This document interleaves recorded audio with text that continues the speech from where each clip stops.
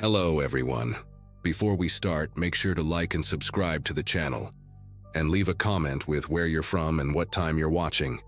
That way, YouTube will keep showing you stories just like this one. Now, let's begin. August of 2022, me and 5 buddies from college decided to do a backpacking trip through Montana's backcountry.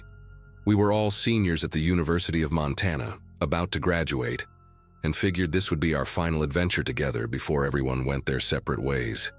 There was me, Brandon, Kyle, Jason, Doug, and Nathan. We'd been tight since freshman year, did everything together. I'd been camping my whole life, grew up in Bozeman, knew these mountains like the back of my hand. The others trusted me to lead us through a 4-day loop I'd done twice before with my dad when I was younger. We packed light, just the essentials, planned to cover about 12 miles a day through some gorgeous remote terrain that most tourists never see. Everyone was pumped, talking about making this an annual thing even after graduation. The first 2 days went perfectly. Weather was incredible. Clear skies, temperatures in the 70s during the day, 40s at night. We saw elk, a black bear from a distance, caught some cutthroat trout in this pristine alpine lake. Everyone was having the time of their lives, taking pictures, joking around, talking about job offers and grad school plans. On the 3rd morning, we broke camp early, maybe around 6:30. Wanted to get most of our hiking done before the afternoon heat kicked in. The trail followed this beautiful stream for about 3 miles, crystal clear water rushing over smooth rocks, wildflowers everywhere. Around 9, we stopped for a break near a wider section of the stream where the water pooled up nice and deep. Kyle wanted to filter some water, Doug was taking pictures, and Jason decided to explore this meadow area just off the trail. Said he saw what looked like an old homestead foundation through the trees. We heard Jason scream before we saw what happened. Not a yell or a shout, but this raw animal scream that made everyone drop what they were doing and run. He was about 40 yards from us, on the ground, gripping his right calf with both hands, blood already soaking through his fingers. When we got to him, we could see the old barbed wire wrapped around his leg, rusted and twisted. Must have been hidden in the tall grass from some ancient property line. The wire had caught him mid-stride, dug deep into the muscle, tore through his hiking pants like paper. Brandon had some EMT training, immediately started working to get the wire off while Nathan held Jason still. The barbs were embedded maybe 2 inches deep in 3 different spots, and every time Brandon tried to unwrap it, Jason would scream again. The wound was bad, real bad. You could see white tissue, fat, maybe even bone in the deepest gash. It took us 20 minutes to get the wire completely off and the bleeding under control. We used up most of our first aid supplies, all the gauze, the entire roll of medical tape, even had to cut up Kyle's spare shirt for extra bandaging. Jason couldn't put any weight on the leg at all. Said it felt like someone was driving hot nails into his calf every time he tried. We were 12 miles from the nearest trailhead, no cell service, nobody else around for miles.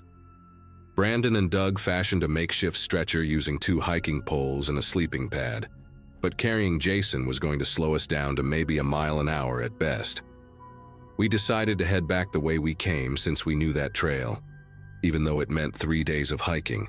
I remember checking my watch, 9:47 a.m., and thinking we needed to move fast if we wanted to make any real distance before dark. We'd been carrying Jason for about 2 hours when I first noticed someone else on the ridge above us. Just a flash of movement between the trees, maybe 300 yards up the slope. I didn't think much of it at first. There were other hiking trails in the area, some hunters too since bow season was starting soon. But then I saw the movement again, parallel to us, keeping pace. I mentioned it to Nathan, who was helping me carry the front of the stretcher, and he squinted up at the ridge for a while but didn't see anything. We kept moving, taking breaks every 15 minutes because carrying Jason on that uneven terrain was exhausting. The trail wound through thick lodgepole pines, visibility maybe 50 feet in any direction, and every time we stopped, I'd scan the forest. That crawling sensation on the back of my neck wouldn't go away. Around noon, we stopped by the stream to rest and refill water. Doug and Kyle took over stretcher duty while Brandon checked Jason's bandages. They were already soaked through with blood again. While Brandon rewrapped the leg, I walked about 20 feet upstream to pump water through my filter. That's when I heard it. A branch snapping somewhere up the slope, too loud to be a squirrel or bird. Then another snap, closer. I stood up slow, scanning the trees, and I swear I saw someone duck behind a thick pine trunk about 60 yards away. Not an animal, a person, wearing what looked like camouflage. My mouth went dry. I walked back to the group, trying to act normal, and quietly told Brandon what I'd seen. His face went pale. He'd been feeling it too, he said, like we were being watched. We needed to move now. We picked up the pace as much as we could with Jason groaning every time the stretcher jolted. Nobody was talking anymore. Everyone kept glancing at the trees. About 10 minutes later, we reached a section where the trail opened up into a small meadow, maybe 40 yards across. As soon as we stepped into the open, the first shot rang out. The crack echoed off the mountains and bark exploded from a tree trunk 3 feet from Kyle's head. For a second, nobody moved, like our brains couldn't process what just happened. Then the second shot hit the ground right between me and Nathan, sending up a spray of dirt and pine needles. That's when everything went to hell. Brandon screamed, "Run!" And we just bolted, still carrying Jason, stumbling and sliding on the loose rocks, trying to get back into the tree cover on the other side of the meadow. The shots kept coming. I counted at least 6 more before we made it to the trees. One whistled past so close I felt the air move by my ear. Jason was screaming in pain as we basically dragged him, the stretcher falling apart, his injured leg bouncing off rocks. We crashed through the underbrush, branches tearing at our faces and arms. No idea where we were going except away from the shooter. Behind us, we could hear someone moving through the forest, not even trying to be quiet anymore. Heavy footsteps, branches breaking. Doug was crying. Kyle kept saying, oh God," over and over. We ran, carried, dragged Jason for what felt like forever, but was probably only 5 minutes before Brandon spotted a cluster of huge boulders off to our right.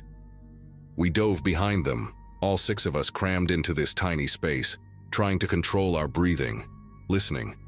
For maybe 30 seconds it was dead quiet except for our ragged breathing and Jason's moaning. Then we heard footsteps, slow and deliberate, maybe 50 feet away. The person was walking in circles, stopping every few steps, probably looking for us.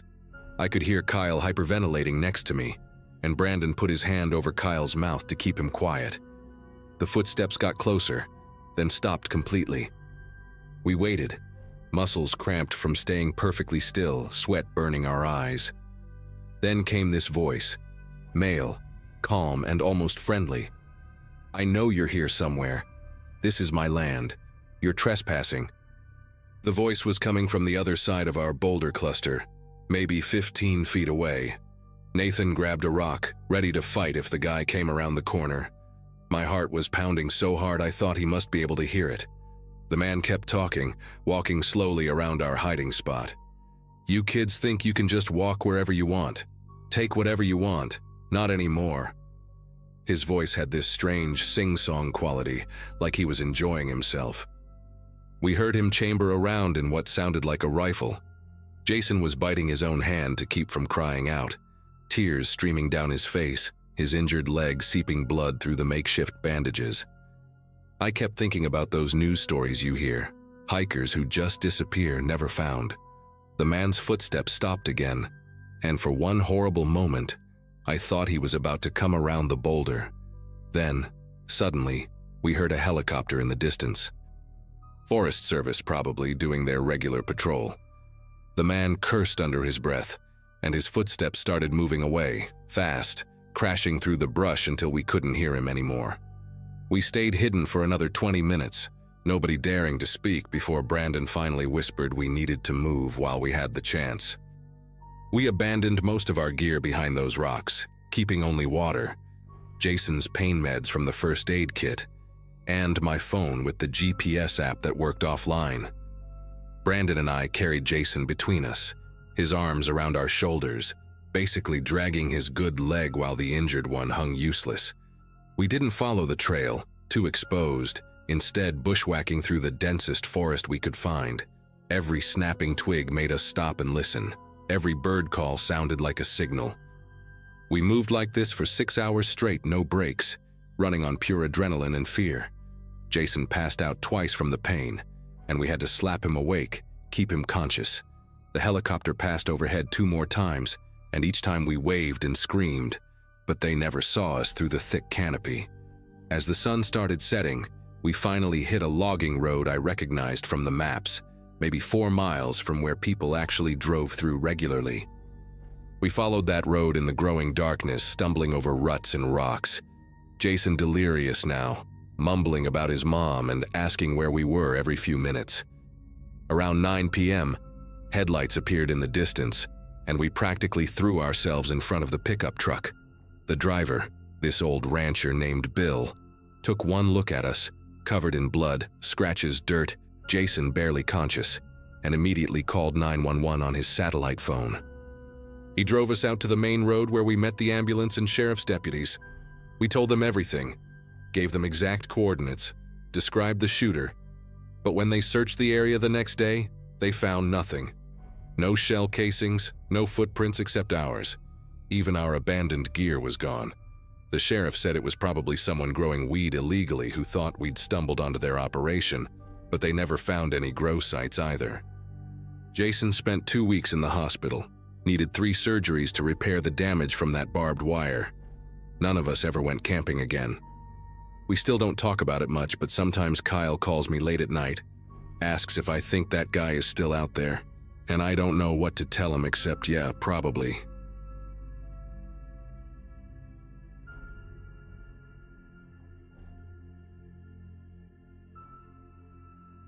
Four of us decided to explore the slot canyons near Escalante in Utah last October. I was 28, working as a graphic designer in Denver, and desperately needed to disconnect from screens and deadlines. My climbing buddies, Trevor, a veterinarian with arms like tree trunks, Melissa, who taught high school biology and could identify every plant we passed, and Carlos, a software engineer who documented everything with his expensive camera, had been planning this trip for months. We'd specifically chosen this remote area because the permit system kept the crowds away, and we wanted to experience the raw isolation of the desert. The nearest town was a 2-hour drive on dirt roads, and once you hiked in from the trailhead, you were completely alone with the red rock walls and the endless sky. That first evening, after setting up camp on a flat mesa overlooking the canyon system, we were eating freeze-dried pad thai when we heard it, a deep, resonating clang that seemed to come from everywhere at once. The sound bounced off the canyon walls, multiplying and distorting until it felt like the rocks themselves were ringing like a massive bell. Trevor laughed and said someone must be setting up camp nearby, probably dropped their cooking pot or something. But the sound had a quality to it that didn't match that explanation. It was too loud, too pure, like someone had struck a huge piece of sheet metal with a sledgehammer. We heard it 3 more times that night, always spaced exactly 15 minutes apart, which Carlos noted after checking his watch. Each time we'd stop talking and listen as the echo rolled through the canyons, trying to pinpoint where it originated, but the acoustics made it impossible. The next morning, we descended into the slot canyons as planned. These weren't the tourist-friendly ones with established trails. We were rappelling down 60-foot drops into passages so narrow you had to turn sideways and exhale to squeeze through. The deeper we went, the more the temperature dropped, and soon we were in perpetual twilight even though it was noon. Melissa kept pointing out these weird scratches on the rock walls, perfectly straight lines that ran horizontally at about shoulder height. She said they looked too uniform to be natural, but none of us could figure out what would make marks like that. Carlos took probably 100 photos of them, zooming in to show how they seemed to have been made by something sharp dragging across the sandstone. We explored for hours, eventually emerging from a different section of the canyon system around 4 in the afternoon, exhausted but exhilarated. When we got back to camp, everything looked normal at first glance.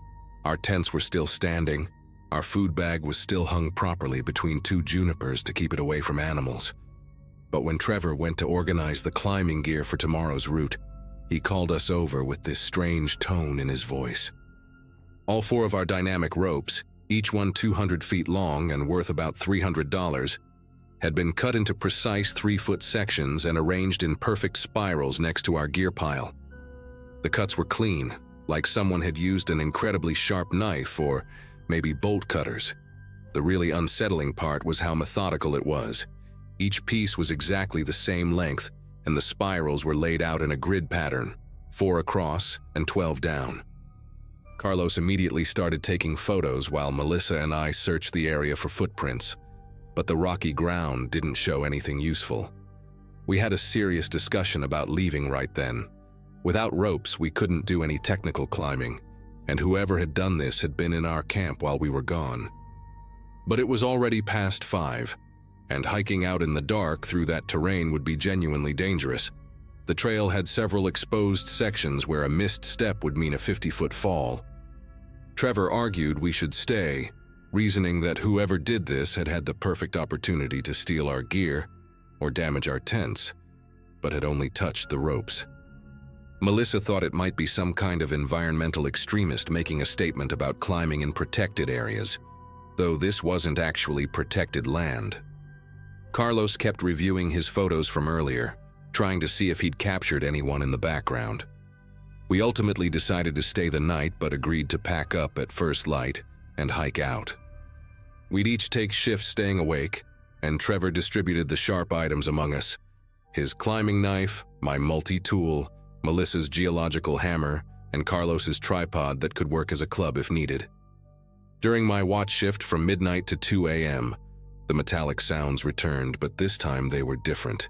Instead of single clangs, it was a rhythmic pattern: 3 quick strikes, a pause, then 2 slow ones, repeating over and over. I woke Trevor quietly and we both sat listening, trying to triangulate the source. It seemed to be coming from the narrow canyon directly below our mesa, maybe 300 feet down. The pattern continued for exactly 1 hour, then stopped abruptly mid-sequence. The silence afterwards was somehow worse than the noise. Trevor whispered that we should check it out with our headlamps, but I convinced him to wait until dawn. We sat there in the dark, straining to hear any movement, any footsteps, anything that would indicate someone climbing up toward us. Around 3 a.m., we heard something that made us both stop breathing. A single rock clattered down the cliff face directly below our camp, the sound of it bouncing and rolling unmistakably clear in the still air. Someone or something had disturbed it. When Melissa took over the watch at 4 a.m., Trevor and I tried to sleep but mostly just lay in our tents, hyper-aware of every sound. Just before dawn, Melissa shook my tent frantically. She'd been watching the eastern horizon when she saw lights. Not flashlights or headlamps, but what looked like welding torches, 3 of them, moving in a line along the canyon rim about a mile away. They moved slowly, methodically, stopping every few minutes. Through Carlos's telephoto lens, she could make out figures, but something about their proportions seemed wrong. They appeared to be wearing some kind of bulky equipment on their backs, and their movements were too steady, too synchronized, like they were following a very specific search pattern. The lights disappeared down into the canyon just as the sun started to rise, and we immediately began breaking camp. As we stuffed our gear into our packs with paranoid efficiency, Carlos noticed something that stopped us all cold. His camera's memory card from yesterday, the one with all the photos of the scratch marks in the canyon, was missing. The camera was exactly where he'd left it. The battery was still in place, but the memory card slot was empty. He always kept spare cards in a small plastic case in his pack's top pocket, and when he checked, they were all there but had been reformatted, completely blank. The same thing had happened to his phone. All the photos from the trip were gone, though everything else was untouched. Melissa checked her phone and found the same thing. My phone was dead, which I'd attributed to the cold, but when I managed to power it on using Carlos's portable charger, every single photo from the last 3 days had been deleted. Even the ones we'd backed up to the cloud were gone, which should have been impossible without internet access. We practically ran down the trail, our packs bouncing painfully against our backs with each step. About 2 miles from camp, we reached a section where the path skirted along a narrow ledge, and that's where we found him. A man in his 60s sitting against the rock wall wearing civilian hiking clothes but with a military-style radio on his belt. He had this weathered, leathery face with deep-set gray eyes that never seemed to blink. He smiled when he saw us, showing yellowed teeth, and said he was glad we were leaving. When Trevor asked what he meant, the man said they were conducting geological surveys in the canyons, measuring mineral deposits, and the area would be restricted for the next few weeks. Melissa asked about the noises and our destroyed ropes, but the man just kept smiling and said we must have encountered some wildlife, maybe ravens. They're attracted to colorful climbing gear. His radio crackled with static, and we heard a voice say something about subjects proceeding to extraction point. The man quickly turned the volume down. He walked with us for about a mile, making small talk about the weather and asking seemingly innocent questions about where we were from and whether we'd told anyone about our specific climbing route. There was something rehearsed about his casual demeanor, like he was running through a script. When we reached a wider section of trail, 3 more people appeared from behind a rock formation. 2 men and a woman, all wearing similar civilian hiking clothes, but moving with military precision. They had those same bulky backpacks Melissa had seen through the telephoto lens, and up close, I could see they were some kind of sensing equipment with antennas and what looked like radiation detection badges. The woman approached Melissa directly and asked, very specifically, if she'd noticed anything unusual about the rock formations, any patterns or markings that seemed out of place. Before Melissa could answer, the older man interrupted, saying we really needed to keep moving if we wanted to reach our cars before the afternoon heat. They escorted us all the way to the trailhead, maintaining their friendly facade but positioning themselves so we couldn't turn back or take any detours. At the parking area, our cars were surrounded by white, unmarked vans, and several people in hazmat suits were scanning the ground with instruments I didn't recognize. The older man handed each of us a business card for a geological consulting firm that I later discovered didn't exist, and told us we'd been exposed to naturally occurring radioactive minerals in the canyon. Nothing dangerous, but we should avoid the area for our own safety. He said they'd already notified the Bureau of Land Management to temporarily close the trail. Then the woman approached with a tablet and asked us to sign something she called a standard exposure waiver. But when I started reading it, it was actually a non-disclosure agreement with references to federal statutes I'd never heard of. Trevor started to protest, but the older man's demeanor shifted completely. His smile disappeared and he quietly explained that we could either sign and leave or wait for their supervisor to arrive from Salt Lake City to discuss why we'd been photographing restricted government research. We signed the documents and drove away in convoy, too stunned to speak over our radios. About 5 miles down the dirt road, we pulled over at a wide spot and finally talked about what had happened. Carlos had managed to hide one memory card in his sock. It only had photos from our first day, before we'd found the marks in the canyon, but at least it proved we'd been there. We agreed to never post anything online, never talk about the specific location, and definitely never go back. 2 weeks later, I checked Google Earth and the satellite imagery of that area had been updated. The resolution was suddenly much lower than the surrounding regions, too blurry to make out any details. The trailhead we'd used wasn't marked anymore. Trevor tried calling the number on the business card once, but it just played a recorded message saying the number had been disconnected. We still meet up for climbing trips, but we stick to well-known areas now. Sometimes, late at night, I find myself wondering what they were really doing out there, what those marks in the canyon meant, and why they needed to make sure nobody would ever see them. The only thing I know for certain is that we stumbled into something we were never supposed to find, and we're lucky they let us walk away with just a warning.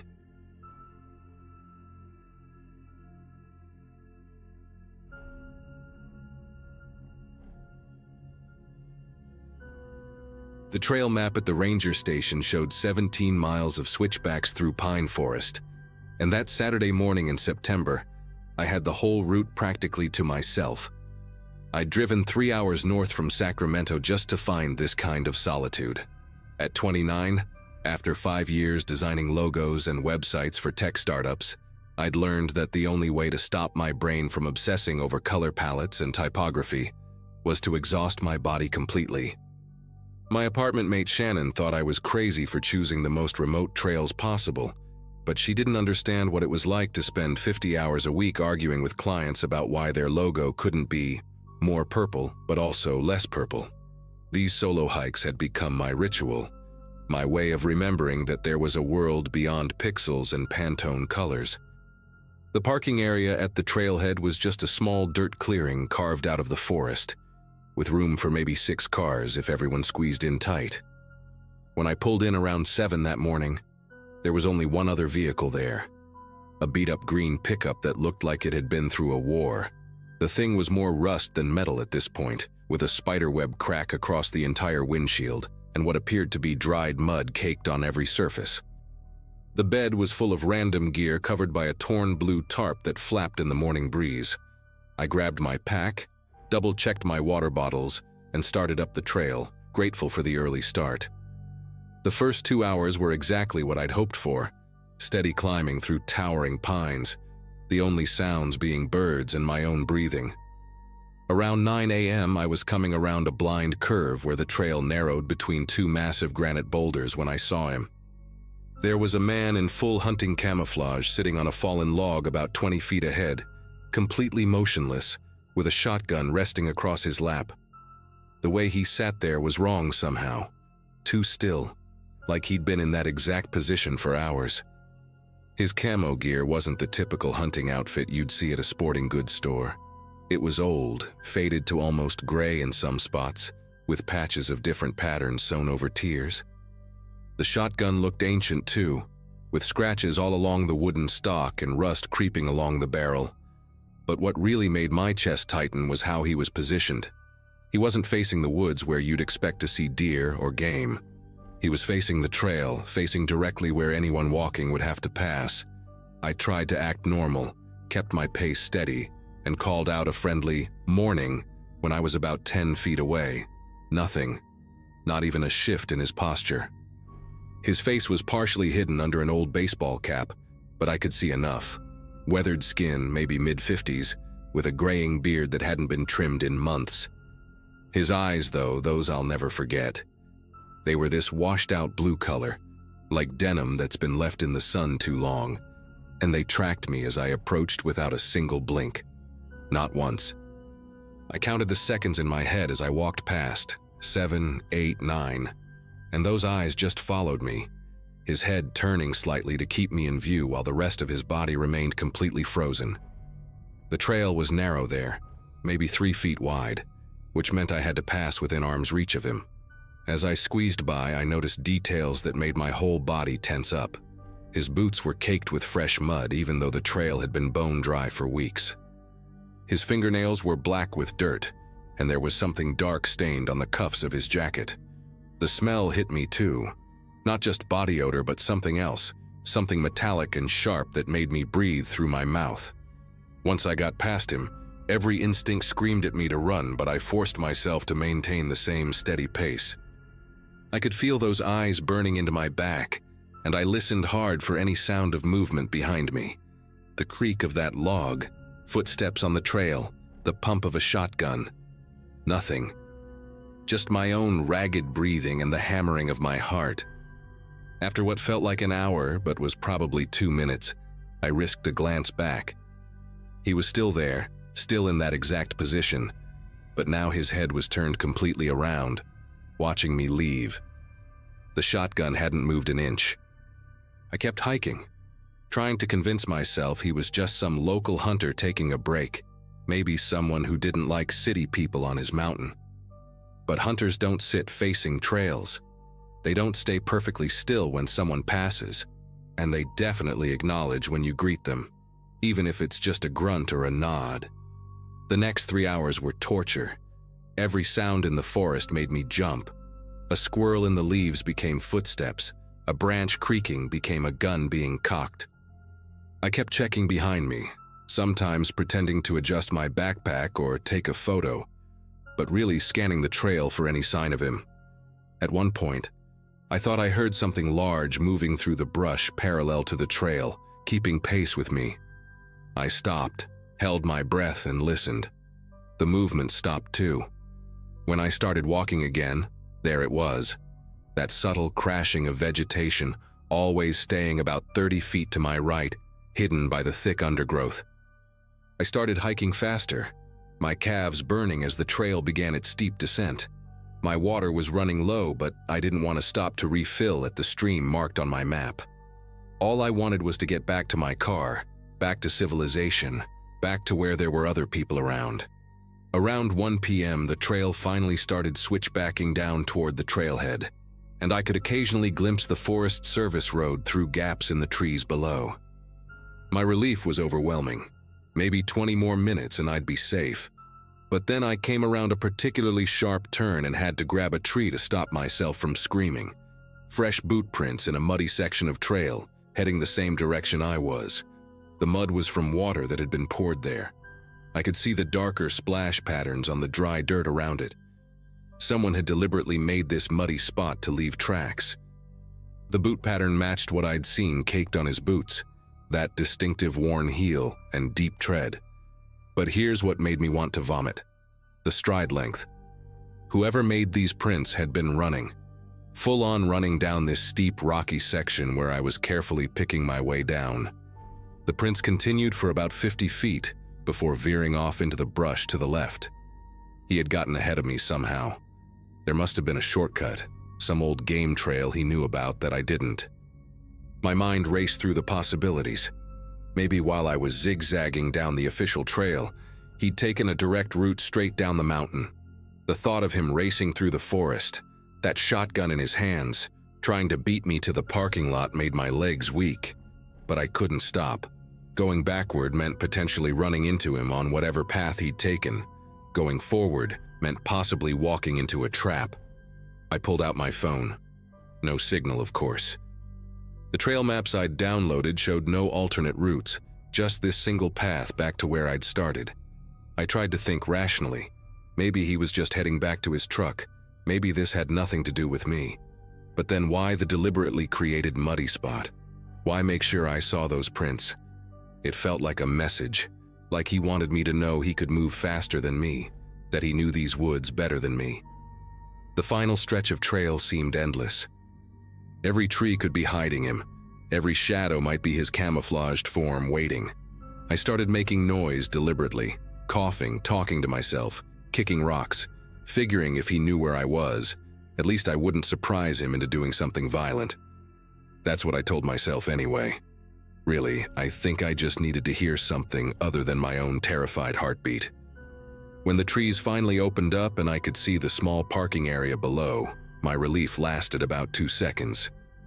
There he was, leaning against a pine tree at the edge of the lot, maybe 15 feet from my car. Same camouflage, same shotgun now propped against his shoulder like he was just casually waiting for someone. The green pickup was gone. Just my white Subaru sat there in the dirt looking impossibly far away. He wasn't even pretending to hide. He was right there in the open, positioned perfectly between me and my vehicle. I stopped at the tree line, still partially concealed, trying to figure out what to do. Running for the car seemed insane. He'd have plenty of time to react. But standing there wasn't an option either. That's when I noticed something that made everything worse. My car's rear tire on the driver's side looked wrong, too low, almost flat. From where I stood, I could see something metallic glinting near the wheel. He'd done something to my tire. I pulled out my phone again, holding it up desperately, searching for even one bar of signal. Nothing. The nearest town was 40 miles away, and I'd passed maybe 3 cars on the drive up. Nobody knew exactly where I was. Shannon knew I was hiking somewhere up north, but I'd been vague about which trail. I'd wanted solitude, and now that isolation felt like a death sentence. The man hadn't moved, hadn't even looked in my direction, but I knew he was aware of exactly where I was standing. Then I did something that probably saved my life. Instead of approaching my car, I turned and walked parallel to the parking area, staying in the trees, heading toward the Forest Service Road. If I couldn't drive out, maybe I could walk far enough down the road to get cell signal or flag down a car. As soon as I changed direction, he shifted too, pushing off from the tree and taking a few steps to maintain his position between me and any exit. That's when I realized he'd been hurting me this whole time, using fear to push me exactly where he wanted. But his movement revealed something important. He was limping slightly, favoring his left leg, maybe from that crazy run down the mountain. I kept moving through the trees, making a wide arc, and he kept adjusting, but that limp was slowing him down. When I got to where the trail met the road, about 100 yards from the parking area, I made my decision. I burst out of the trees and ran straight down the middle of the dirt road, sprinting faster than I'd ever run in my life. Behind me, I heard him shout something, the first sound he'd made all day. It wasn't words, just this guttural, angry noise that echoed off the mountains. I didn't look back, just pumped my arms and ran, my pack bouncing painfully against my spine. After maybe a quarter mile, I heard an engine roar to life behind me. The green pickup. He'd hidden it somewhere off the road. I veered into the forest, crashing through undergrowth, branches tearing at my clothes and skin. The truck couldn't follow me here, but I could hear it racing down the road, trying to get ahead of me again. I stayed in the trees, paralleling the road, stumbling over roots and rocks, until finally, after what must have been 2 miles, I saw another car coming up the mountain. I threw myself into the road, waving my arms frantically. It was an older couple in an RV, and they stopped immediately, probably terrified by how I looked, covered in scratches, crying, completely hysterical. They drove me all the way to the ranger station where I filed a report. The rangers knew exactly who I was describing. Robert Vance, local guy with a history of scaring hikers, especially women hiking alone. They'd never been able to prove anything serious enough to arrest him, but there'd been complaints going back years. They gave me a ride back to get my car the next day, with a police escort. The tire had been slashed, not just punctured. Robert's truck was nowhere to be found. I never went hiking alone again after that. I know that's what he wanted, to take that freedom away from me, but I just can't. Even now, 5 years later, I still dream about those washed-out blue eyes and wake up feeling like I'm being watched.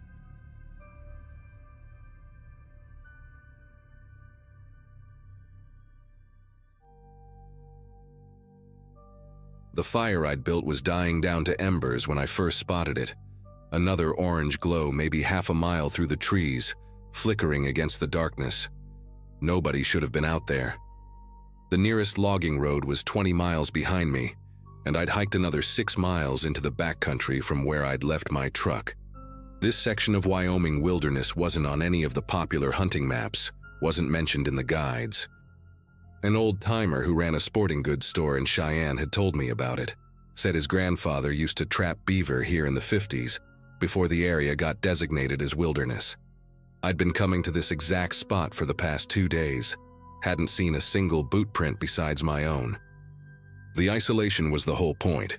After everything with the divorce papers finally going through, I needed somewhere to think without running into chatty hunters, asking about my tags or wanting to share camp coffee. My little ridge campsite gave me a decent view through the pines, which is how I caught sight of that other fire. At first I figured maybe it was just light reflecting off granite or something, but no. It was definitely flames, and big ones too. Whoever was down there wasn't trying to hide. I could see shadows moving around it, multiple people from the looks of it. My freeze-dried beef stew sat half-eaten in its pouch while I watched, trying to make sense of what I was seeing. November in these mountains meant serious cold after dark, dropping into the low 20s, and most hunters I knew would have set up camp hours ago, not be starting fires this late. Plus, elk season had specific zones, and this wasn't one of them. I'd checked the regulations 3 times before coming out here. I'd chosen this area specifically because it was outside the legal hunting grounds, Figured I'd have it to myself for some target practice and small game. Curiosity got the better of me after about 10 minutes of watching those shadows move.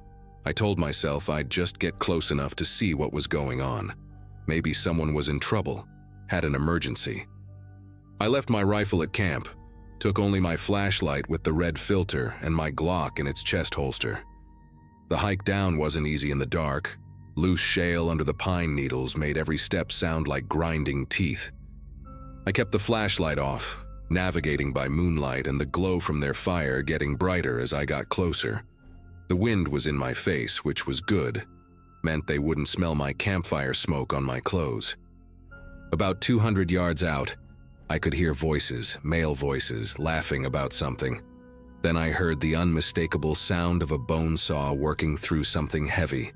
That sound, rhythmic and wet, made me slow down and move more carefully through the underbrush. I found a good vantage point behind a cluster of deadfall, maybe 70 yards from their camp. What I saw made my mouth go dry. 4 men were working on an elk cow, and I mean really working on it, quartering it right there in the field. The animal was strung up between 2 pines on a thick rope, steam still rising from the carcass in the cold air. They had lanterns set up on stumps, illuminating everything like some kind of outdoor surgery. 3 rifles were propped against a nearby tree, and I could see at least 2 pistols on hip holsters. The men were efficient, practiced, like they'd done this exact thing many times before. One guy, wearing a bright orange cap with ear flaps, was wrapping meat in what looked like game bags, while another worked the saw through a hindquarter. They had coolers, big white marine coolers already packed with ice. This wasn't some opportunistic poaching. This was organized, planned. The guy with the saw paused to wipe his forehead with his sleeve, and that's when I noticed the truck parked just beyond the firelight, a beat-up Chevy with a camper shell. The smart thing would have been to back away right then, hike back to my camp, pack up in the dark and get the hell out of there. Report it to Fish and Game when I got back to civilization. But I wanted to get the license plate on that truck, figured it would help the authorities actually catch these guys. I started circling around through the trees, keeping low, trying to get an angle where I could see the back of the Chevy. The forest floor was covered in dry pine needles that crunched with every step, so I had to move painfully slow. I'd made it maybe 30 feet when one of them, a skinny guy in a camo jacket, suddenly stopped working and stood up straight. He had this weird stillness about him, like a deer that's caught a scent. Without saying anything to the others, he picked up a flashlight from one of the stumps, one of those powerful LED jobs that can light up a whole mountainside. He started sweeping it slowly across the trees, methodical, like he was painting with light. The beam hit me square in the face before I could duck behind anything substantial. For a second, neither of us moved. I was crouched there like an idiot, caught completely in the open, while this skinny guy held his flashlight on me like a spotlight. The light was so bright I couldn't see his face, just a dark outline behind that blazing white circle. The voices at the camp stopped mid-sentence. Even the bone saw went quiet. Then the skinny guy did something that made every hair on my neck stand up. He smiled. I could see his teeth reflecting the lantern light from camp. He didn't yell, didn't reach for a weapon, just smiled and slowly raised his other hand to wave at me, fingers wiggling like he was greeting an old friend. That's when one of the others, the guy with the orange cap, called out in this almost friendly voice, "Hey there, buddy, why don't you come on over? We got coffee on." The way he said it, casual and warm, while standing next to that butchered elk with blood on his hands, I knew right then I needed to run. I turned and crashed through the underbrush, not caring about the noise anymore. Behind me, I heard the orange cap guy's voice change completely, dropping that fake friendliness. "Now why'd you go and do that? We just want to talk." Then multiple voices started calling out, overlapping each other. "Come back. We're not gonna hurt you. Just want to make sure you're okay out here." The worst part was how they all sounded so reasonable, so normal, like concerned neighbors trying to help. But I could hear boots hitting the ground hard, branches snapping as they came after me. My eyes hadn't adjusted from that LED blast, so I was running half blind through the trees, branches whipping across my face and arms. I stumbled over a root and went down hard, my knee hitting a rock with a crack that sent lightning up my leg. When I tried to stand, I heard one of them laugh, not far behind me, maybe 50 feet. "He's hurting," the voice said. "Sounds like he needs our help." They were spreading out. I could tell from the voices coming from different directions now. They knew these woods, had to, the way they were moving so confidently in the dark. I forced myself to stop panicking and think. My camp was uphill northeast, but leading them straight there would be stupid. I needed to lose them first. I remembered passing a creek bed on my way down, mostly dry but full of basketball-sized rocks. I headed for it, trying to control my breathing, trying to move quieter despite the pain shooting through my knee with every step. The creek bed was maybe 100 yards away, but it felt like miles. Behind me, the skinny guy's voice rang out, weirdly sing-song. "We can hear you breathing, friend. That knee sounds painful." Another voice, deeper, answered from my left. "Should have just had coffee with us. We're nice people once you get to know us." They were enjoying this, I realized. This was fun for them. I reached the creek bed and immediately started working my way upstream, stepping from rock to rock, hoping to break my trail. The stones were slick with frost and I nearly fell twice, catching myself on my hands, scraping palms raw. The voices behind me had gone quiet, which was somehow worse than the taunting. They were listening now, hunting properly. I made it about 200 yards up the creek before I heard it. A whistle, sharp and clear, from somewhere above me on the ridge. An answering whistle came from down below. They were communicating, coordinating. I knew then that at least one of them had circled around to cut me off. My chest was burning from the altitude and exertion, each breath coming out in visible puffs that I was sure they could see. I had to make a choice. Keep going up the creek where they expected me to go, or cut back into the forest and risk running right into one of them. I chose the forest, climbing up the east bank as quietly as my busted knee would allow. The moment I got into the trees, I heard footsteps on the rocks below. One of them had been right behind me the whole time, just staying quiet. I pressed myself against a thick pine trunk, trying to become part of the bark. The footsteps stopped directly below my position. Then I heard him inhale deeply, like he was smelling the air. "I know you're close," he said. And it was a new voice, older, raspier. "You smell like campfire smoke and fierce sweat. Distinctive combination." He chuckled at his own comment. "Here's what's going to happen. You're going to come down here, we're going to walk back to our camp, have a civilized conversation about what you saw tonight. Then we're all going to come to an understanding. Nobody has to get hurt, but if you keep running, well..." He let out a long sigh. "These woods are dangerous at night. People fall off cliffs, break their necks. Bears are active this time of year too. Tragic accidents happen all the time out here." The casualness of the threat, the way he delivered it like he was discussing the weather, made me grip the Glock in my chest holster. That's when I did something that probably saved my life. I threw a rock. Not at him, but way off to my right, maybe 40 feet through the trees. It crashed through branches and hit something hollow, probably a dead log. The old guy immediately took off in that direction, moving faster than I expected. The second he was gone, I went left, moving as fast as I dared in the opposite direction. I could hear him cursing when he realized he'd been fooled.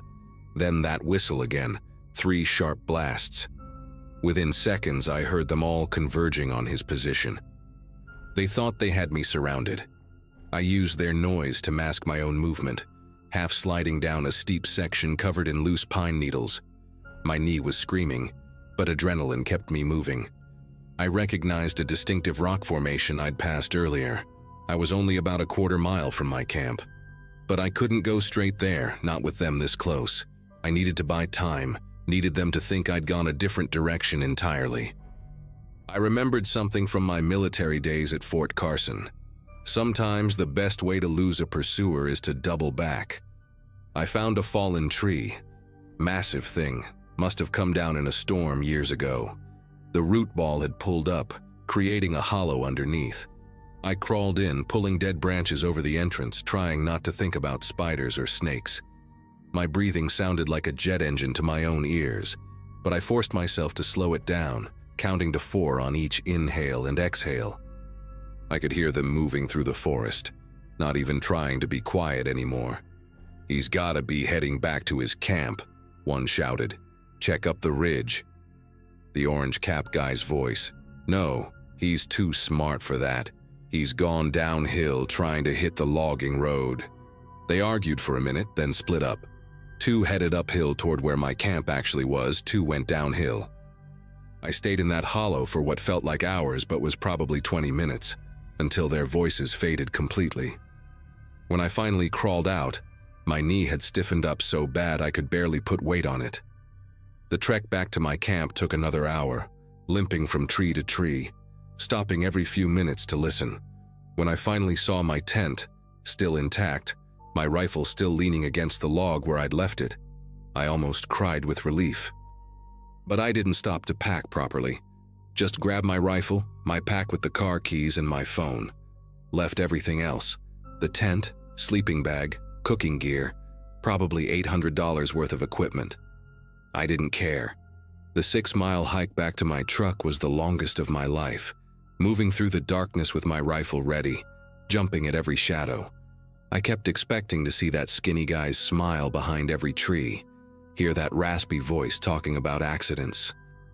Dawn was breaking when I finally saw my truck, still parked where I'd left it on the old logging road. The windows were intact, tires hadn't been slashed. They hadn't found it. My hands shook so bad it took 3 tries to get the key in the ignition. I drove straight to the game and fish office in Cody. Didn't even stop to clean up or change clothes. Walked in there looking like hell. Blood on my hands from crawling, pine needles in my hair, favoring my bad knee. The officer at the desk, a woman named Diane according to her nameplate, took one look at me and immediately got serious. I told her everything. The exact coordinates, the illegal elk, the 4 men, the truck. She called in 2 other officers and had me repeat the whole story while they recorded it. They organized a team to go out that same day, said they'd been trying to catch a poaching ring that had been operating in the area for months. When they got to the coordinates I gave them, they found the gut pile from the elk, blood on the trees, tire tracks from the truck, but the men were gone. Diane called me a week later to say they'd made arrests based on the evidence and my testimony. Turned out these guys had been selling illegal game meat to restaurants across 3 states. The skinny one, she said, had a record for assault and intimidation. I never went back for my camping gear, never hunted that area again. Sometimes I think about that night, about what would have happened if they'd caught me, and I remember the older one's voice talking about how accidents happen all the time in those woods.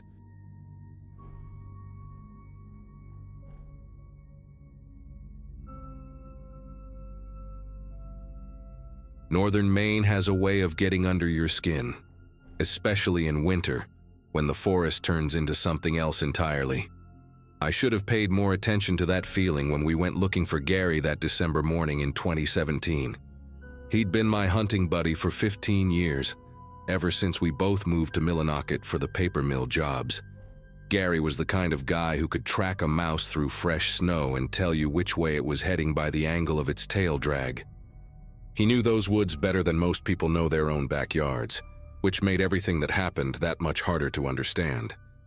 We'd split up that morning around 6, each taking different sections of the ridge where we'd spotted deer sign the previous weekend. Those pines up there grow different than anywhere else. They cluster together so tight that walking between them feels like squeezing through a crowd of silent watchers. Gary had headed northwest, following fresh tracks he'd noticed near an old logging road that hadn't been used since the 70s. The plan was simple. Meet back at my truck by noon, earlier if either of us tagged something. When 1 o'clock rolled around with no sign of him, I figured he was field dressing a deer somewhere, taking his time like he always did. But when 2 o'clock came and went, that familiar knot started forming in my gut. Gary never missed a meetup time, not once in all our years hunting together. By 2:30, I'd already called Jake and Tommy, and we were gearing up to go find him. The temperature was dropping fast, and those December nights in Maine don't forgive mistakes. I kept thinking about his wife, Carol, and how she'd specifically asked me to keep an eye on him because he'd been pushing himself too hard at work lately. We found his trail easy enough at first. Gary had this peculiar way of walking. His left foot always turned out slightly more than his right, a leftover from a motorcycle accident in his 20s. Following his boot prints through the fresh snow was like reading a familiar book. He'd stopped several times to examine deer tracks, and I could see where he'd knelt down to get a better look at some scat near a cluster of young birches. Everything looked normal, methodical even, the way Gary always hunted. Jake was on my left, Tommy on my right, and we spread out about 20 yards apart, calling his name every few minutes. Our voices seemed to die just a few feet from our mouths, swallowed by those dense pines that pressed in from all sides. About a mile in, Gary's track suddenly veered off the deer trail he'd been following. He'd made a sharp right turn, almost 90 degrees, heading straight into a thicket of spruce so dense we had to turn sideways to follow. No deer would go through there. They'd go around like any sensible animal. But Gary had pushed straight through, breaking branches, leaving bits of his orange vest caught on thorns.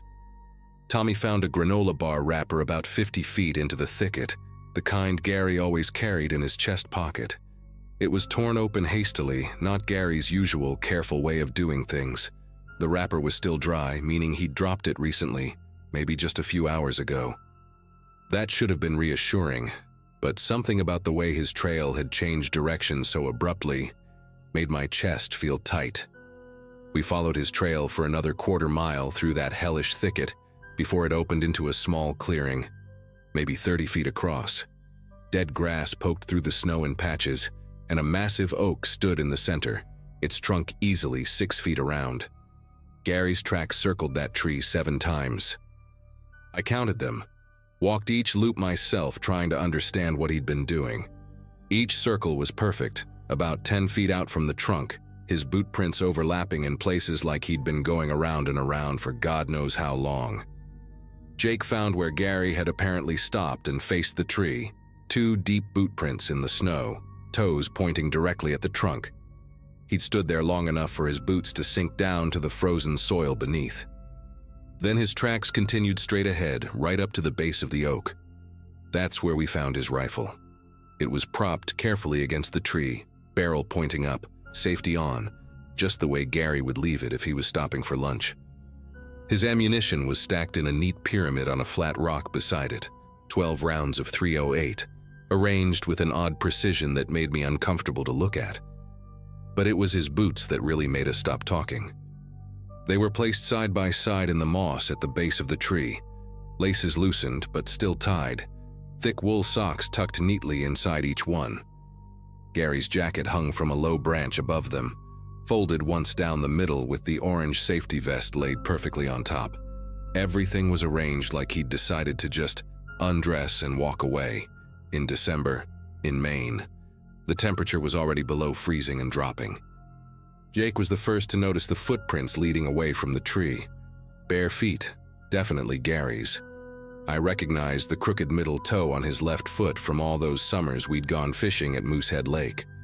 The prints headed due north from the oak, each step measured and deliberate, about 2 feet apart like he was walking at a normal pace.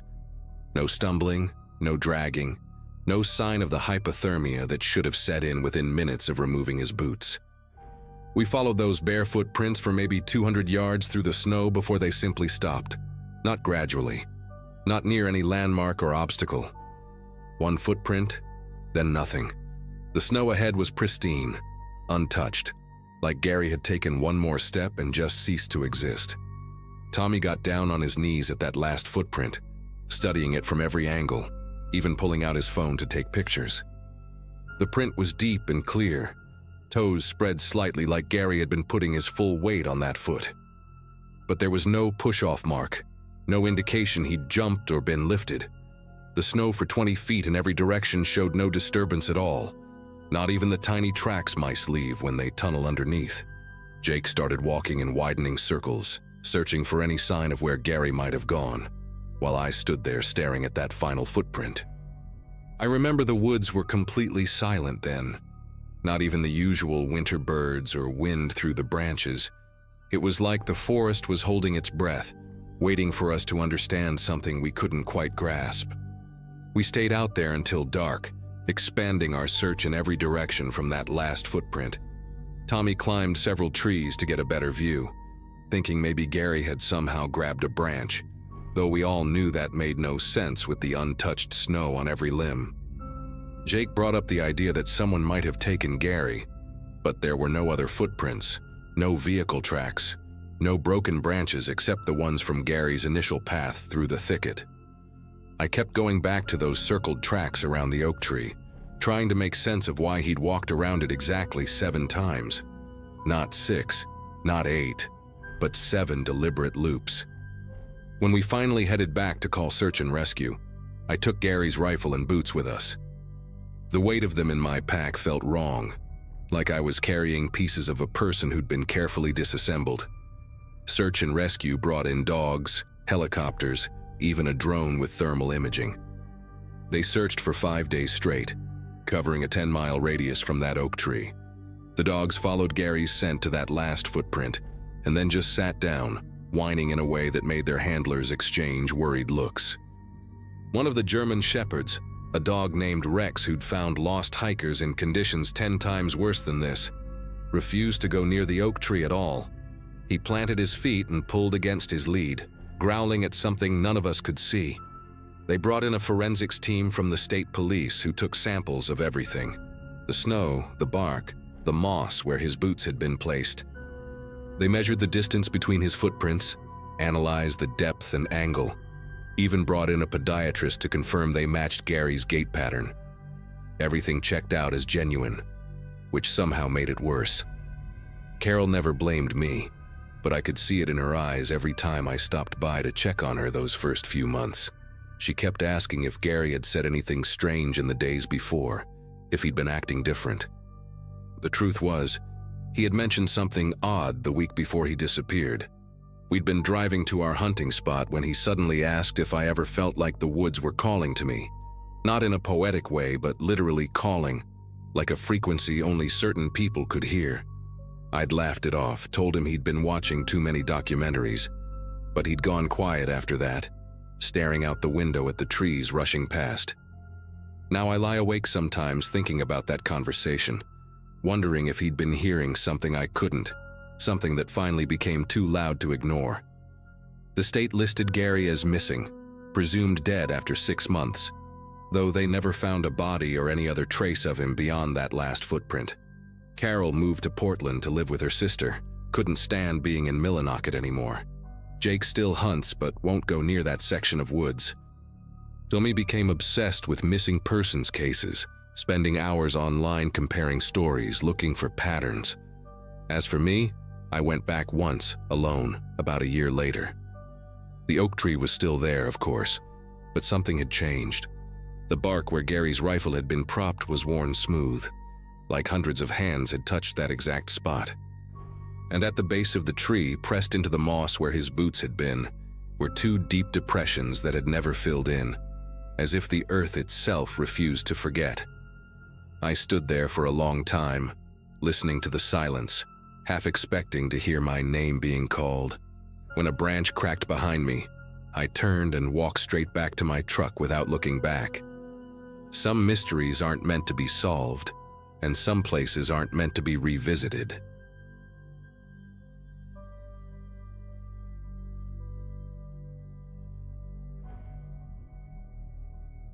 June of this year, I took my 12-year-old son Lucas on what was supposed to be our first real backcountry trip together in the Rockies.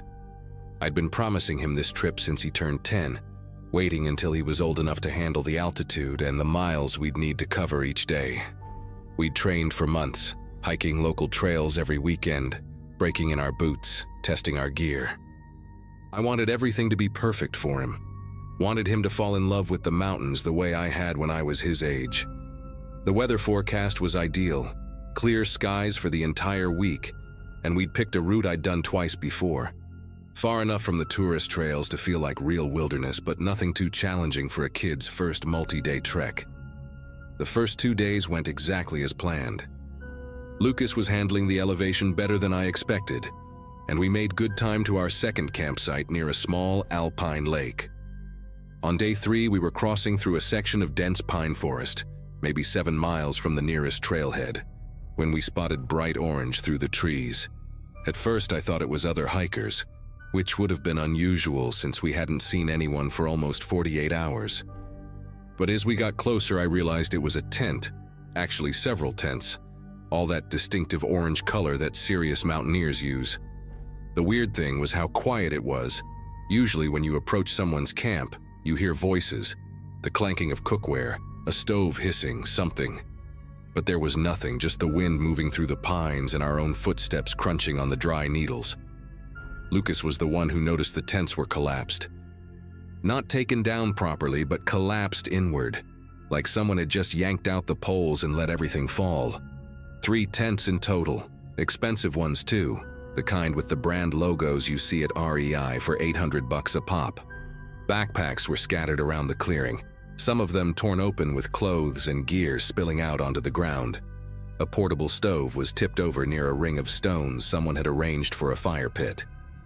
What really caught my attention, though, was the bear rope still hanging from a tall pine about 30 feet from the camp. The food bag was still up there, untouched, swaying slightly in the breeze. That made no sense at all. If these people had packed up and left, even in a hurry, they would have taken their food. You don't leave a week's worth of freeze-dried meals hanging in a tree. I told Lucas to stay close while I walked around the perimeter of the camp, trying to make sense of what we were seeing. There were sleeping bags still inside the collapsed tents. I could see their shapes through the fabric. A pair of hiking boots sat neatly beside one tent entrance, like someone had just taken them off for the night. Near another tent, I found a water filter still attached to a hydration bladder, the tube frozen mid-coil like someone had dropped it while using it. Everything valuable was still there. GPS units, a satellite communicator blinking its green LED, even a wallet sitting on top of a backpack with cash visible inside. Whatever happened here, it wasn't theft. The camp looked like everyone had just vanished in the middle of their morning routine, except for the chaos of the scattered gear, suggesting something violent had occurred. The smell hit me when the wind shifted. It wasn't overwhelming, but it was there. Something metallic and wrong that made my stomach tighten. Lucas grabbed my arm and pointed to the ground near the largest tent. The pine needles and dirt were disturbed, churned up in long grooves that led away from the camp toward a thick stand of aspens about 40 yards out. They weren't footprints. They were drag marks, deep ones, like something heavy had been pulled through the forest floor. Multiple sets of them, all leading in the same direction. The marks were maybe 3 days old, judging by how the edges had started to crumble but hadn't been washed out by rain yet.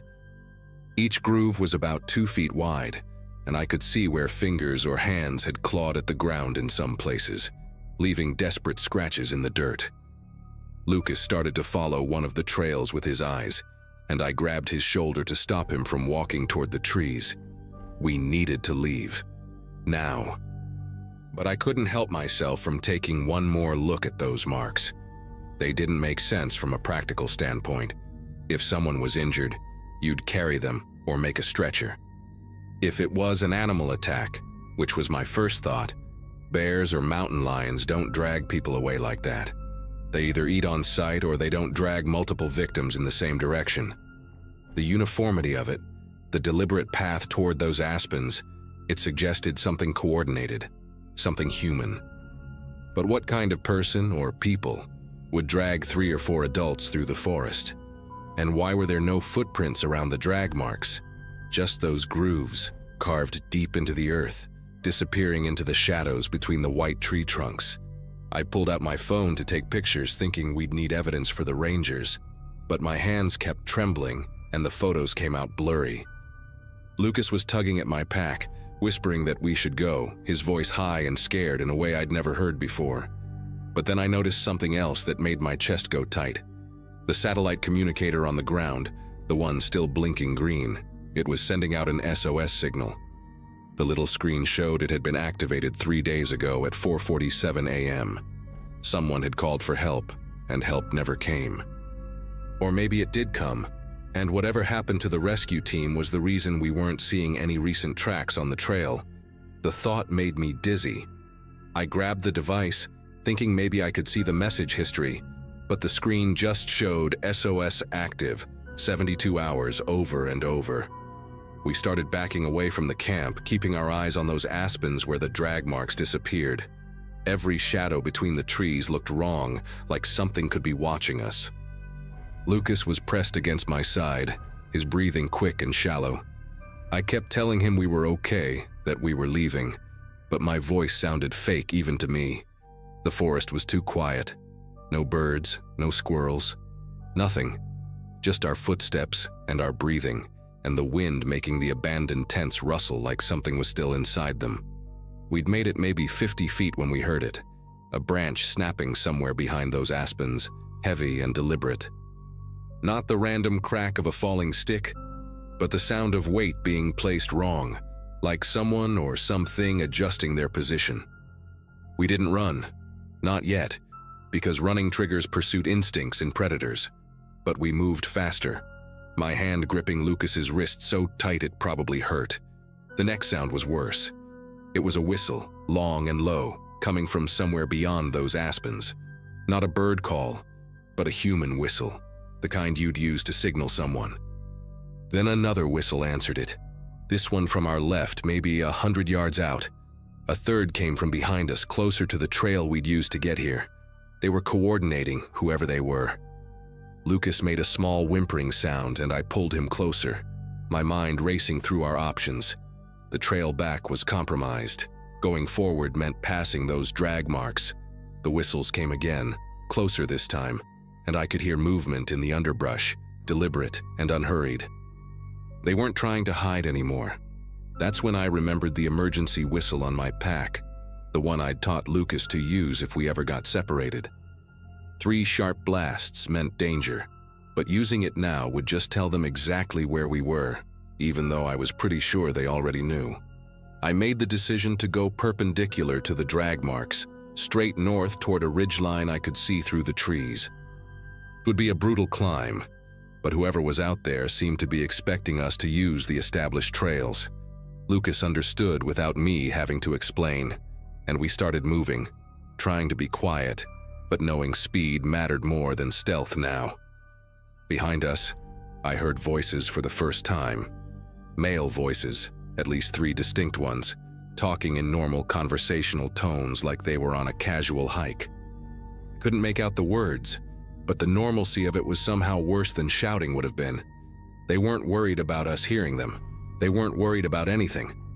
We climbed faster, my legs burning, Lucas scrambling over rocks and roots with his small hands grabbing at anything for purchase. The voices stayed steady behind us, matching our pace without seeming to hurry. After 20 minutes of climbing, I risked a look back and saw them. 3 figures in regular hiking gear following our path up the ridge. They weren't running. They were just walking, steadily and calmly, like they knew exactly where we were going and how this would end. The ridgetop saved us, not because it provided escape, but because it connected to an old Forest Service road I'd forgotten was there. We practically fell onto it, Lucas crying now, his legs shaking from the climb. I could still see those 3 figures below, maybe 10 minutes behind us, still walking at that same unnerving pace. The road gave us speed, though, and we ran. We ran until Lucas threw up. Then I carried him and ran more. My satellite phone finally got signal after 2 miles, and I called 911 while still moving. The dispatcher kept asking me to slow down, to explain clearly, but I just kept saying there were people following us, that there was an abandoned camp with drag marks, that something had happened to other hikers. She said rangers were on their way, to keep moving toward the main trail. We made it to the parking area where we'd left our car 3 days earlier. Other hikers were there, normal people doing normal things, and the sight of them made me almost collapse with relief. The rangers found the campsite exactly where I said it would be. Everything was just as we'd seen it. The collapsed tents, the scattered gear, the drag marks leading to the aspens. But they found no sign of the 3 men who'd followed us, and no bodies where the drag marks ended. The SOS had been sent by a group of 4 geology students from Boulder who'd been reported missing 5 days earlier. Their families were notified, searches were expanded, but nothing ever turned up. No bodies, No explanation, nothing. The official report suggested they'd left the camp voluntarily and gotten lost, that the drag marks were probably from moving heavy equipment, though what equipment and why anyone would drag it away from camp was never explained. Lucas won't talk about it anymore, and I don't blame him. We sold our hiking gear and haven't been back to the mountains since. Sometimes I check online to see if those students ever turned up, but they haven't. I think about those 3 men walking calmly up the ridge, and I wonder if they're still out there, waiting at other campsites, creating new drag marks that lead nowhere.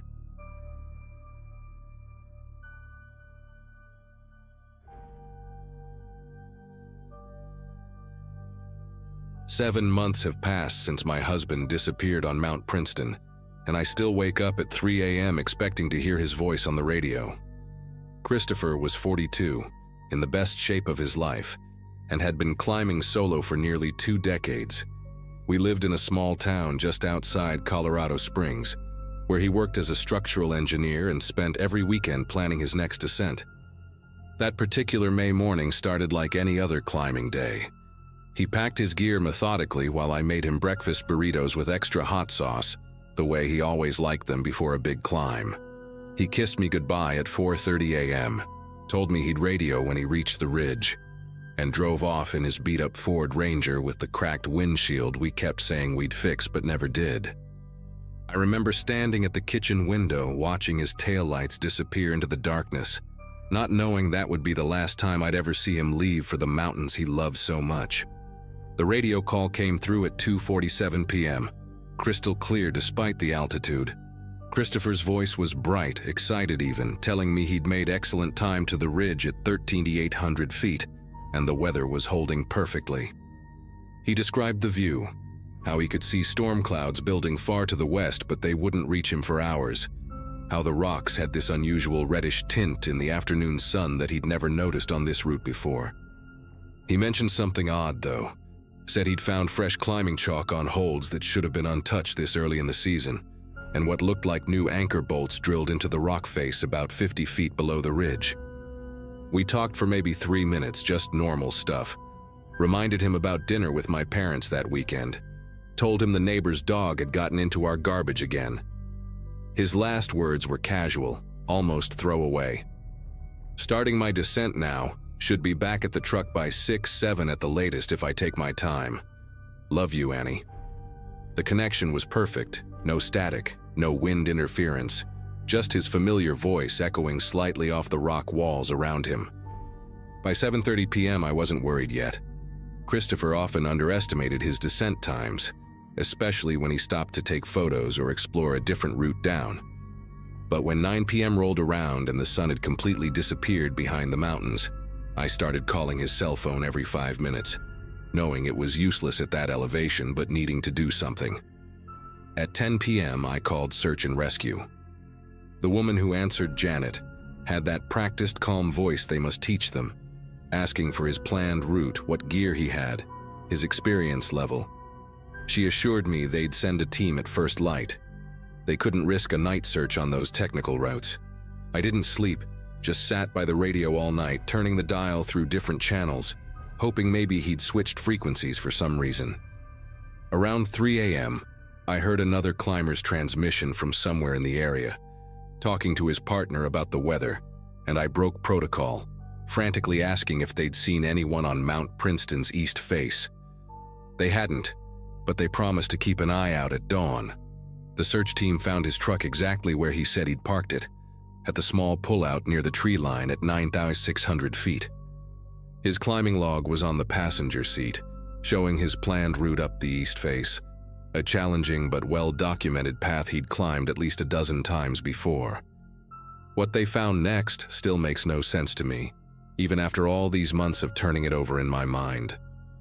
About 800 feet up from where they found his initial anchor points, his rope was still attached to the rock face, secured with his distinctive blue carabiners. He always used blue ones because he said they were easier to spot against the gray granite. The rope extended down about 150 feet from that anchor point, taut and properly positioned for a rappel. But then it just ended. Not frayed, not broken against the rocks, but cut clean through, like someone had taken a sharp knife to it.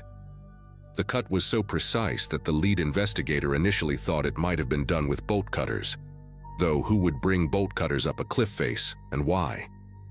The search expanded over the next 3 weeks, involving 2 helicopter teams, dozens of volunteers, and even a group of Christopher's climbing buddies who knew his habits and preferred routes. They found more disturbing details, but no sign of Christopher himself. About 60 feet from where the rope ended, on a narrow ledge barely wide enough for a person to stand, they discovered his chalk bag, the red one with the compass rose I'd embroidered on it for his birthday. It was placed carefully on the ledge, not dropped or fallen, but set there deliberately like someone had taken their time to position it. Inside the chalk bag, along with the usual magnesium carbonate, was Christopher's wedding ring. He never climbed with it on, always left it in the truck's glove compartment, secured in a small metal tin with some emergency cash. I checked the truck myself. The tin was still there, unopened, with the cash inside but no ring.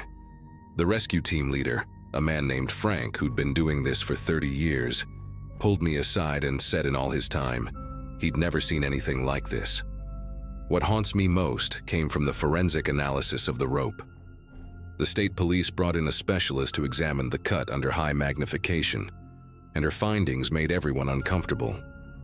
The rope hadn't been cut in a panic or in a single motion. There were hesitation marks, tiny serrations showing whoever did it had started and stopped multiple times, as if they were taking their time or struggling with the decision. The angle suggested it was cut from above, not below, which meant either Christopher cut his own line while rappelling, which makes no sense and would be virtually impossible while bearing weight on it, or someone else was on that mountain with him. But here's what nobody can explain. The weather was perfect that day, visibility for miles, and at least 4 other climbing groups were on various routes on Mount Princeton.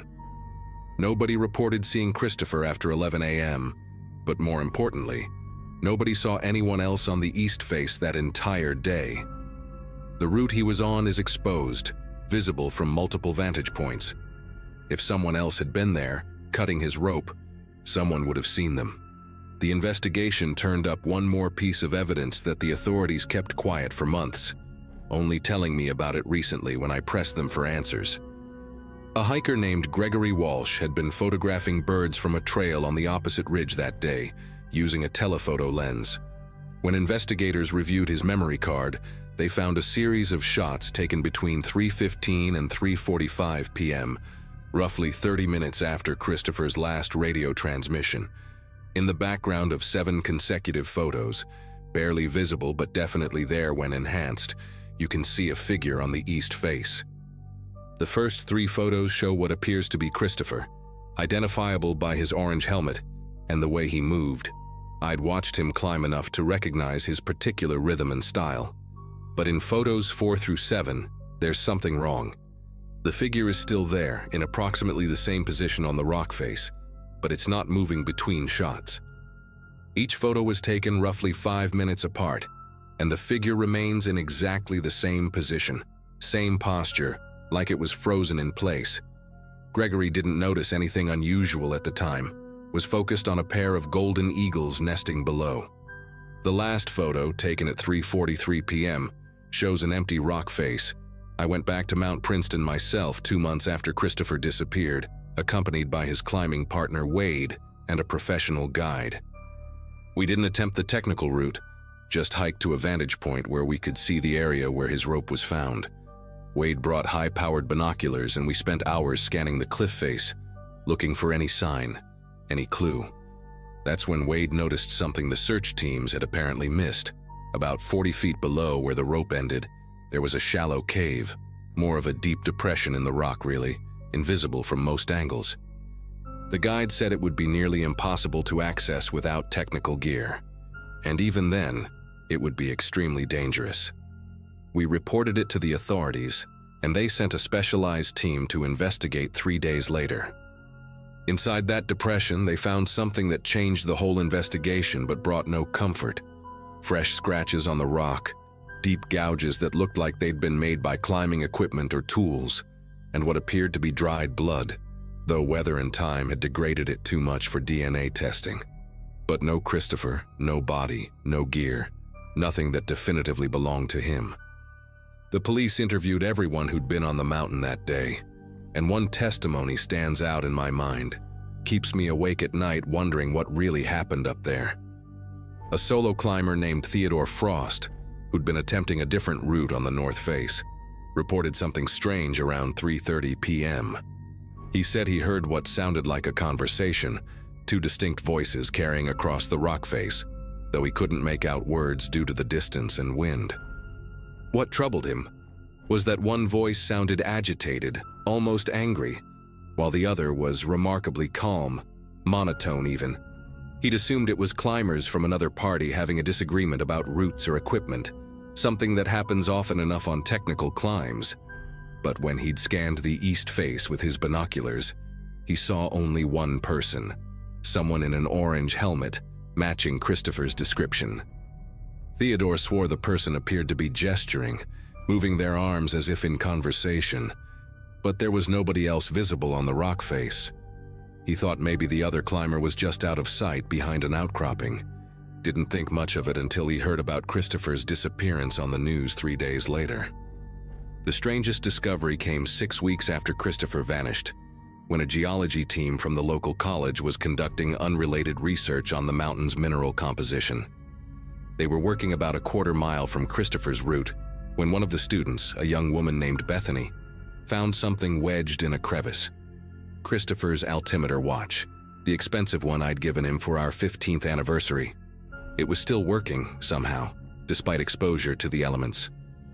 But here's what makes no sense. The watch's data log showed it had recorded altitude changes after Christopher's last radio transmission. According to the data, the watch had ascended another 400 feet after 2:47 p.m., reaching an elevation Christopher hadn't mentioned planning to climb to. Then, over the course of approximately 2 hours, it had descended not gradually, as it would during a normal climb down, but in irregular intervals, staying at one elevation for 20 or 30 minutes, then dropping suddenly by 50 or 100 feet, then remaining stationary again. The final recorded movement showed a rapid descent of nearly 300 feet in less than a minute, stopping at the elevation where the watch was found at 4:58 p.m. The impact sensor hadn't triggered, which it should have if the watch had simply fallen. Someone had carried it there and deliberately placed it in that crevice. Last month, I received a package with no return address, postmarked from Leadville, a small town about 30 miles from Mount Princeton. Inside was a worn notebook, pages water-damaged and dirty, but the handwriting was unmistakably Christopher's.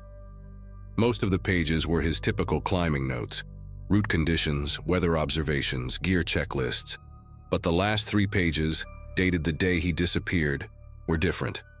The first entry, written at the summit, was normal. Perfect conditions, made great time, Annie will be happy I'll be home for dinner. The second, apparently written about an hour later, was stranger. Found equipment cache in sealed container near ridge. Modern gear, looks expensive, no markings. Someone's been using this route regularly. Why? The final entry made me call the FBI. Man approached from nowhere, says he's been waiting, knows my name, knows about previous climbs, claims there are 7 of us who found his caches over the years, says we need to understand the mountain's real purpose. Following him to secondary route, he says only locals know, something about mineral deposits and government surveys from the 1980s, recording everything on backup camera in chalk bag. We never found a camera. The FBI analyzed the notebook, confirmed it was Christopher's handwriting, but found no fingerprints except mine, not even Christopher's, as if someone had meticulously cleaned each page before sending it. The FBI investigation is ongoing, but they've shared enough to terrify me. They found records of 6 other experienced solo climbers who've vanished in the Rockies over the past 8 years, all on different peaks, all leaving behind cut ropes and precisely placed personal items. Each disappearance occurred on a clear day with perfect conditions. In 2 cases, witnesses reported seeing the climber talking to themselves or gesturing at empty air shortly before they vanished. The FBI agent, a woman named Agent Holloway who specializes in wilderness disappearances, told me they believe someone with extensive climbing experience and intimate knowledge of these mountains has been targeting solo climbers. But she also admitted they can't explain the physical evidence, how someone could approach these climbers unseen on exposed rock faces, how they could control the situation so completely that experienced mountaineers couldn't call for help or escape, or why the bodies are never found despite extensive searches. They've had teams camping on various peaks for months, watching, waiting, but nothing. Whoever or whatever is responsible seems to know exactly when and where to avoid detection. Agent Holloway suggested I might want to consider moving, starting fresh somewhere far from the mountains. But I can't leave, not yet.